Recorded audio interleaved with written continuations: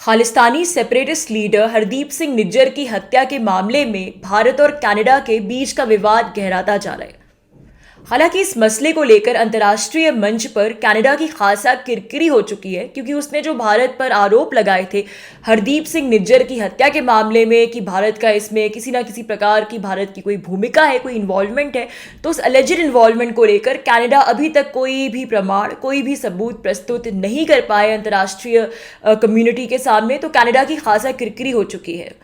भारत पर ये आरोप लगाने के पीछे अगर कनाडा के प्रधानमंत्री जस्टिन ट्रूडो की ये मंशा थी कि अंतर्राष्ट्रीय मंच पर भारत की छवि को किसी प्रकार से धूमिल किया जाए, या G20 का जिस प्रकार से भारत ने सफल मंचन किया और पूरे विश्व में जो भारत की वाहवाही हुई, भारत को जो क्रेडिट मिला, उसकी चमक को थोड़ा फीका किया जाए, अगर ये मंशा जस्टिन ट्रूडो की थी, तो इस मंशा में भी फिलहाल तो वो नाकामयाब होते ही दिख रहे हैं, नाकामयाब होते ही नजर आ रहे हैं। क्योंकि जस्टिन ट्रूडो के इन एलिगेशंस को, कनाडा के इन एलिगेशंस को भारत के संदर्भ में अंतर्राष्ट्रीय कम्युनिटी से कोई भी तवज्जो नहीं दी जा रही। कोई भी पश्चिमी देश आगे आके इन एलिगेशंस का सपोर्ट करना तो दूर की बात, इस मुद्दे पर कुछ बोल नहीं रहा है। सभी इस मुद्दे से कन्नी काट रहे हैं। तो कनाडा की अंतर्राष्ट्रीय मंच पर, जैसा कि मैंने कहा, बजाय भारत की छवि धूमिल होने के, कनाडा की छवि अंतर्राष्ट्रीय मंच पर दिन ब दिन धूमिल होती जा रही है। विदेश मंत्री एस जयशंकर ने अपने न्यूयॉर्क दौरे में एक मीटिंग के दौरान भारत कनाडा के द्विपक्षीय संबंधों के संदर्भ में कि जिस प्रकार का इस वक्त कॉन्फ्लिक्ट हो रहा है और खालिस्तान मुद्दे के संदर्भ में खुलकर बातचीत की। विदेश मंत्री एस जयशंकर ने कहा कि कनाडा तो अपनी आंतरिक राजनीति के चलते खालिस्तानी आतंकवादियों को शील्ड कर रहा है, और भारत ने तो कई बार कनाडा को कितनी लीड्स भी दी हैं इस संदर्भ में कि किस प्रकार से वहाँ ऑर्गेनाइज्ड क्रिमिनल्स का नेक्सस है और किस प्रकार से वहाँ एक्सट्रीमिस्ट एलिमेंट्स फल फूल रहे हैं। तो भारत ने कनाडा को कई लीड्स दिए इस नेक्सस को अनकवर करने के लिए, और कई आतंकवादियों को लेकर, कई आतंकवादियों के एक्स्ट्राडिशन की मांग भी की है भारत ने। लेकिन कनाडा ने सभी मांगों को अभिव्यक्ति की स्वतंत्रता के नाम पर ठुकरा दिया, और उल्टा कनाडा भारत पर यह आरोप लगाता है कि भारत कनाडा के आंतरिक मामलों में हस्तक्षेप कर रहा है, दखलंदाजी कर रहा है। तो खैर, खालिस्तानी मूवमेंट के नाम पर पनप रहे आतंकवाद के संदर्भ में भारत कनाडा के द्विपक्षीय संबंधों को लेकर जो भी ताज़ा जानकारियां डेली बेसिस पर आ रही हैं, वो तो आपको मेन स्ट्रीम मीडिया में मिल ही जाएंगी। लेकिन आज जिस मुद्दे पर हम बातचीत करना चाहते हैं वो ये मुद्दा है कि जो खालिस्तानी, तथाकथित खालिस्तानी मूवमेंट है, वो किस प्रकार से इसकी शुरुआत एक एंटी इंडिया मूवमेंट के तौर पर हुई कि एक भारत विरोधी मूवमेंट है, भारत की स्टेट से नफरत करता है, भारत की स्टेट की एग्जिस्टेंस को ललकारता है और एक अलग खालिस्तानी सेपरेटिस्ट स्टेट बनाना चाहता है। तो ये भारत विरोधी मूवमेंट है, ये तो समझ में आता है। लेकिन आखिर कब ये खालिस्तानी मूवमेंट भारत विरोधी से हिंदू विरोधी मूवमेंट कैसे बन गया, एंटी हिंदू मूवमेंट कैसे बन गया? क्योंकि जितने भी हम खालिस्तानी टेरर अटैक्स देखते हैं जो कि खालिस्तानी एक्सट्रीमिस्ट ऑर्गेनाइजेशंस द्वारा कराए जाते हैं, स्पेशली वेस्टर्न कंट्रीज में, पिछले कुछ महीनों में या फिर यूं कहे कि पिछले 2-3 सालों में इंडियन कंसुलेट्स पर तो अटैक हो ही रहे हैं ताबड़तोड़, इंडियन कंसुलेट्स पर, इंडियन फॉरेन डिग्निटरीज पर, लेकिन साथ ही में हिंदू मंदिरों पर जो अटैक्स हुए हैं वेस्टर्न कंट्रीज में, उनकी संख्या इतनी तेजी से बढ़ी है, और खालिस्तानी सेपरेटिस्ट हिंदू मंदिरों पर भी अटैक करा रहे हैं, हिंदुओं के खिलाफ भी हेट क्राइम्स किए जा रहे हैं और हिंदुओं को टारगेट भी किया जा रहा है। जिस प्रकार की ग्राफिटी हिंदू मंदिरों पर या फिर कंसुलेट्स की दीवारों पर की जा रही है कि हिंदुओं को जान से मारने की धमकी दी जा रही है, उन्हें ये जो फॉरेन कंट्रीज जहाँ पर अटैक हो रहे हैं उन्हें ये धमकी दी जा रही है कि इन देशों को छोड़कर उन्हें वापस चले जाना चाहिए। तो ये जो एंटी हिंदू एंगल है खालिस्तानी नेटवर्क का, इसे हम समझने की कोशिश करते हैं कि ये क्यों और कब और कैसा है। वो भी ऐसे हिंदुओं को लेकर जो कि विदेशों में रहते हैं, जिनका भारत स्टेट से कोई ऐसा सीधा संबंध भी नहीं है। मेरे ख्याल में यहाँ पर एक बात को समझना और ज़रूरी है कि जितने भी तथाकथित खालिस्तानी सेपरेटिस्ट ऑर्गेनाइजेशंस हैं, इन्हें आतंकवादी संगठन कहना ही उचित होगा, और इनके अपने वेस्टेड इंटरेस्ट्स हैं। ये आतंकवाद की दुकान चला रहे हैं और उस दुकान को चलाने के लिए अपनी सिख आइडेंटिटी का मिसयूज़ कर रहे हैं, सिख आइडेंटिटी को भुना रहे हैं। तो खालिस्तानी जो मूवमेंट है उसका सिखों की आइडेंटिटी से दूर दूर तक कोई लेना देना नहीं है, इसलिए मीडिया को भी इस मिसरिप्रेजेंटेशन से बचना चाहिए। मैंने कई मेन स्ट्रीम मीडिया ऑर्गेनाइजेशन की रिपोर्ट्स में भी देखा है कि जब खालिस्तानी लीडर्स की, सेपरेटिस्ट लीडर्स के, टेररिस्ट की वो बात करते हैं तो उनको सिख लीडर्स कहते हैं। तो इस प्रकार की घटिया आइडेंटिटी पॉलिटिक्स से मीडिया को भी बचना चाहिए, क्योंकि शब्दों से कैसे बायस इंट्रोड्यूस होता है ये मीडिया भली भांति जानता है। इसलिए जब खालिस्तानी सेपरेटिस्ट लीडर्स की बात की जाए तो उसमें सिख शब्द लाना ज़रूरी नहीं है। आप सिर्फ खालिस्तानी सेपरेटिस्ट लीडर्स की बातचीत खालिस्तानी सेपरेटिस्ट लीडर्स ही उसको कहें, क्योंकि हिंदुओं और सिख समुदाय के बीच में फूट डालना ये भी इस तथाकथित मूवमेंट का एक बड़ा उद्देश्य है। और सिर्फ हिंदू ही नहीं, सिख समुदाय में भी जितने लोग हैं उन लोगों को भी ये जो खालिस्तानी मूवमेंट है उन सिख समुदाय के लोगों को भी ये ब्लैकमेल करता है और उनको डराने धमकाने की कोशिश करता है कि अगर वो खालिस्तानी मूवमेंट के खिलाफ बोलेंगे और अपने कुछ इस प्रकार के विचार प्रस्तुत करेंगे कि सिख समुदाय की रियलिटी रिफ्लेक्ट नहीं करता और ये सिर्फ एक प्रोपोगंडा है एक सिख समुदाय के नाम पर, तो उनको जान से मारने तक की धमकी दी जाती है। आपको इस प्रकार की कई टेस्टिमनी सोशल मीडिया पर मिल जाएंगी। तो ये बात हमें ध्यान में रखनी होगी कि ये सिर्फ एक बहुत फ्रिंज एक्सट्रीमिस्ट फ्रिंज एलिमेंट है जिसका अपना कोई दूसरा उद्देश्य है, जो कि सिख आइडेंटिटी के नाम पर एक टेरर नेटवर्क फैला रहा है। इसका सिख समुदाय से जो खालिस्तानी मूवमेंट है कोई लेना देना नहीं है। इस स्टोरी के रिसर्च के दौरान मैंने YouTube पर एक शॉर्ट्स देखा जिसमें लंदन की एक सिख दंपति की टेस्टिमनी थी और ये वीडियो बिल्कुल दिल दहला देने वाला था। और ये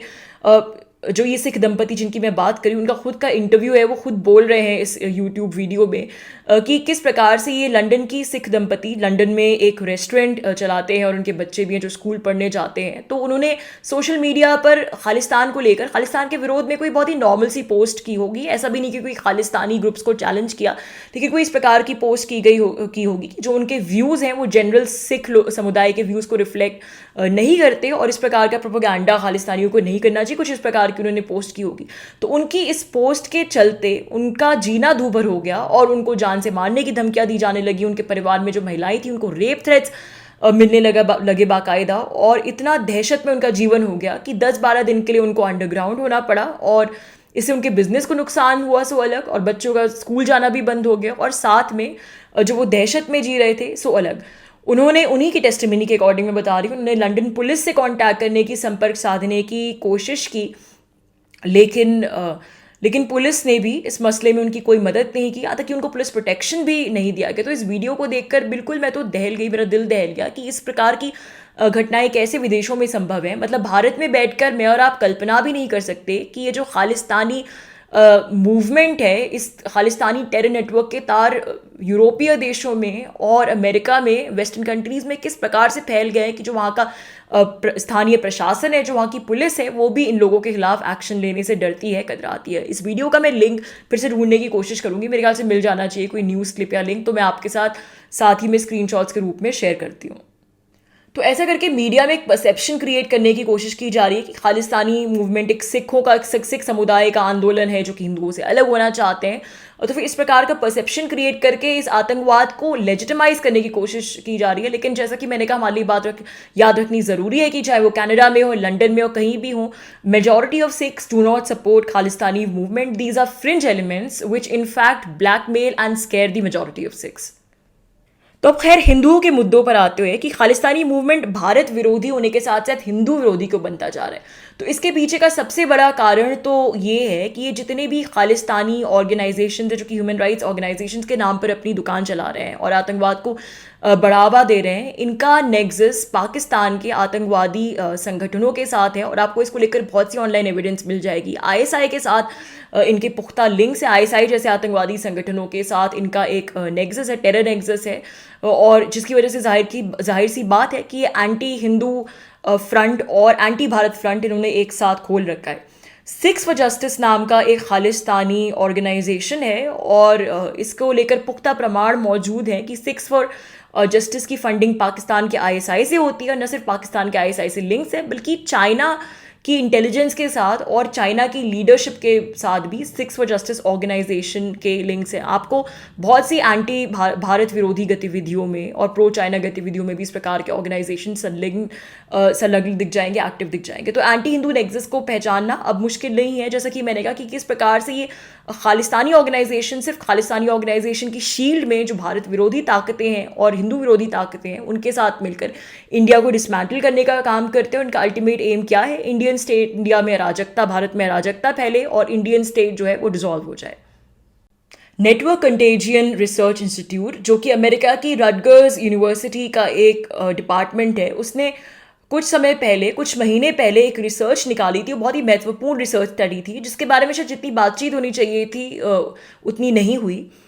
इस रिसर्च स्टडी का फोकस इस बात पर था कि किस प्रकार से extremist Khalistani elements social media के माध्यम से बाकायदा कोऑर्डिनेटेड कैंपेन्स चलाते हैं, और ये स्टडी प्रमाणित करती है कि सोशल मीडिया पर इन खालिस्तानी बॉट अकाउंट्स के माध्यम से हिंदुओं के खिलाफ और भारत सरकार को टारगेट करते हुए जो बाकायदा हेट कैंपेन्स चलाई जाती हैं, जिसमें बहुत ही धमकी भरी और घृणा से भरी लैंग्वेज का इस्तेमाल किया जाता है, तो स्टडी ने ये प्रूव किया कि ये कैंपेन्स कोई अलग थलग नहीं है, यानी ये सिर्फ सोशल मीडिया तक सीमित नहीं है, बल्कि इन कैंपेन से जुड़े, इन बॉट अकाउंट से जुड़े बहुत से मीम्स को, पोस्ट्स को, इमेजेस को, लैंग्वेज को साइंटिफिक तरीके से एनालाइज करके इस रिपोर्ट ने ये प्रमाणित किया कि ये जो कैंपेन्स इन बॉट अकाउंट्स के माध्यम से चलाई जाती हैं, भारत विरोधी और हिंदू विरोधी कैंपेन्स, इनका लिंक रियल लाइफ वायलेंस से जुड़ा होता है। यानी हिंदुओं के विरोध में या फिर भारत सरकार के विरोध में जो भी रियल लाइफ वायलेंट एक्टिविटीज़ होती हैं, चाहे वो कहीं मंदिरों पर अटैक हो या फिर इंडियन कंसुलेट्स पर अटैक हो या फिर हिंदुओं के खिलाफ हेट क्राइम्स हो, उनका सीधा लिंक इन कैंपेन से होता है। यानी कोई भी इस प्रकार का इंसिडेंट होने से कुछ समय पहले इन बॉट कैंपेन्स की, जो कि सोशल मीडिया बॉट अकाउंट्स और ऑर्केस्ट्रेटेड होती है खालिस्तानी बॉट अकाउंट्स द्वारा, इन कैंपेन्स की इंटेंसिटी बढ़ा दी जाती है, और ये पूरा एक बॉट अकाउंट्स का आपस में नेटवर्क है, जो कि उसी नेटवर्क में ये वही पोस्ट दोबारा दोबारा डालते हैं, चाहे वो सोशल मीडिया साइट एक्स के माध्यम से, फिर दूसरी सोशल मीडिया